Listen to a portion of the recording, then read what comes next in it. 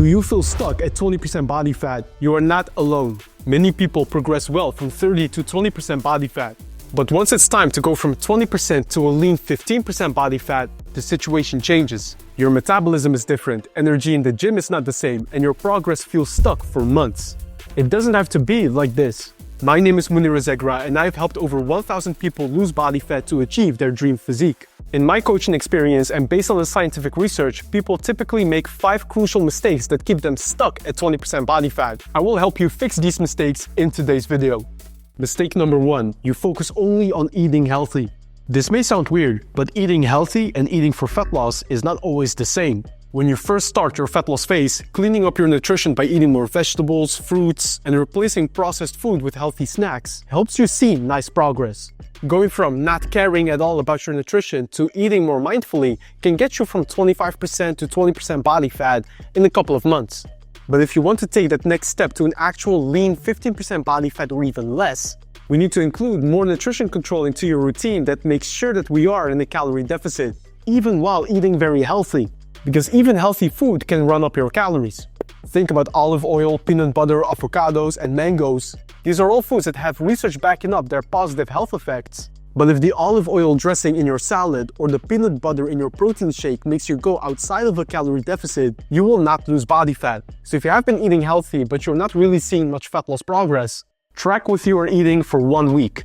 Specifically weigh your foods. I know it sounds boring, but it works. You need to know your real numbers even if you eat very healthy. Research shows that most people underestimate how many calories they eat in a day by up to 30%. Something as simple as a larger peanut butter portion on your sandwich can already put you 200 calories over for one meal. Now, I'm not saying track your calories forever, but if you find yourself in a fat loss plateau, track and weigh your foods for between 7 to 10 days. I promise you, you will find 2 to 3 eating moments in a day in which you unnecessarily spend an extra 100 to 200 calories. And that is blocking your fat loss progress. Mistake number 2, lifting with higher reps to get more toned. For some reason, people start lifting with higher reps and lighter weights when they are stuck at 20% body fat. There is this idea that doing light weights with high reps makes you look more toned. But actually, this lean look at 20% can only be achieved if you continue training heavy, because you need to keep quality muscle mass to effectively lower your body fat percentage. Imagine you lose 10 pounds of your body weight, but half of that is muscle and the other half is fat. Even if you are losing fat, your body fat percentage is decreasing very slowly because you're also losing muscle mass. You are not getting leaner, you're just becoming a smaller, weaker version of yourself. There is research demonstrating my point here. A 2022 study compared the fat loss effects of lifting with heavy 5 to 8 repetitions per set or lighter 15 to 18 repetitions per set. Both methods resulted in the same fat loss progress, but the group lifting with 5 to 8 repetitions was able to better maintain and develop their strength as they lost body fat. If you only train with lighter weights, you risk losing your hard-earned muscle mass without improving your fat loss. Your goal should be to maintain the training intensity you usually have in your lifting sessions. I cannot emphasize this enough. The training sessions that help you build muscle will help you maintain muscle in a fat loss phase, so that as you drop in body weight, you are actually decreasing your body fat percentage effectively. If you do not have a focused training plan for at the gym, pause the screen right now and take a screenshot. This is a general upper-lower routine you can start with. I typically don't recommend following a generalized training plan because everyone has different training needs, but we all have to start somewhere, and this is a good beginning, so save this for future reference. The third mistake is expecting that you will lose body fat in one straight line. You cannot expect linear fat loss progress from 25% all the way to 10% body fat. Your metabolism is adaptive. We need to consider this in your fat loss phase. From 25% to 20% body fat might be a smooth linear process. But as you may have noticed, that step from 20% to 15% body fat oftentimes requires something extra. This is because the longer you stay in a calorie deficit for fat loss, the more your energy expenditure changes. I would like to refer to a study by the Columbia University. The researchers analyzed how your metabolism changes when you eat in a calorie deficit. After 2 months of being in a calorie deficit, the calorie burn of the participants decreased by an average of 15%. This means that if your maintenance calories is at 2,500 today, it might be closer to 2,200 calories a few months from now. Because your metabolism changes, your fat loss approach needs to change as well. For instance, we know from the research that a big reason your metabolism slows down while in a calorie deficit is that your NEAT or spontaneous activity goes down. People tend to move less when they eat fewer calories because they have less energy. You can counteract this by being more proactive and go for daily walks. But more importantly, also give your body small breaks from being in a calorie deficit by implementing diet breaks.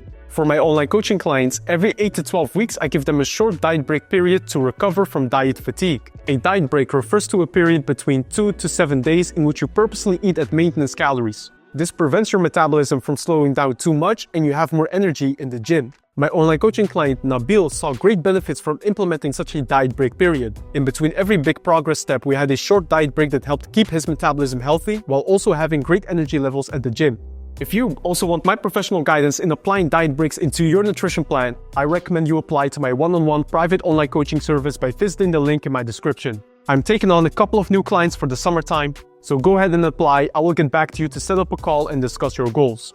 Mistake number 4, doing more high-intensity interval training classes in the hopes of burning fat to get below 20%.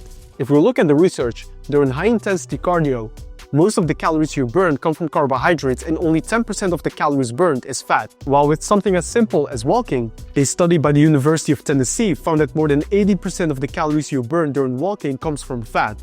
That's interesting, right? People are out here completely destroying themselves on a 1-hour HIIT class, while the individual walking at a low intensity is burning more fat in real time and also has a more enjoyable experience. I'm not hating on HIIT classes. I celebrate everyone being active and going out there challenging their body. But if your goal is to get below 20% body fat, you should not just work harder, you should also work smarter. In the fat loss phase, you already are in a calorie deficit, you already are lifting weights 3 to 4 times per week to maintain your muscle, you probably also have a demanding career and maybe even a family to take care of. If you then also have to add 3 high-intensity interval training classes to your routine every week to burn more fat, you might just burn out. But walking an extra 30 to 45 minutes every day, on the other hand, that sounds reasonable. Mistake number 5, neglecting your sleep. I hate to be that guy that says you need to improve your sleep, but it is just too important to neglect. A 2010 study investigated what happens if you are in a calorie deficit but only sleep 4 to 5 hours per night. The group sleeping only 4 to 5 hours lost 55% less fat compared to the group sleeping 8 hours per night. And this is not just one study. Another 2018 paper also found that sleep restriction makes you burn less fat and lose more muscle if you are in a calorie deficit. Now, don't worry, just 1 or even 2 nights of poor sleep will not completely ruin your progress. But if you structurally undermine your sleep, this will negatively impact your fat loss. And especially the leaner you want to get, the more important sleep becomes. I noticed in my fat loss journey that it was hard to go below 15% body fat when I had a period in which I couldn't sleep as much. Once sleep improved, the progress was faster as well, so make your sleep a priority. To sum up today's video about 5 nutrition mistakes keeping you stuck at 20% body fat, do not just eat healthier, also track what you eat to ensure a calorie deficit. Do not lift with higher repetitions to get toned. Continue pushing hard in the gym to maintain quality muscle. Do not expect your fat loss progress to be linear. With every progress step, you can benefit from taking a short diet break in between. Do not rely too much on high-intensity interval training. Incorporate more walking to burn fat. And lastly, do not underestimate the power of proper sleep. For my professional guidance and coaching, visit the link in my description to apply. And do not forget to hit the like and subscribe button so you can help me grow this channel. Thank you as always for your support. Here above I have an awesome new video online for you, so go ahead and check that out to learn more about science-based fat loss and effective training. I will see you in the next video and have a fantastic day ahead.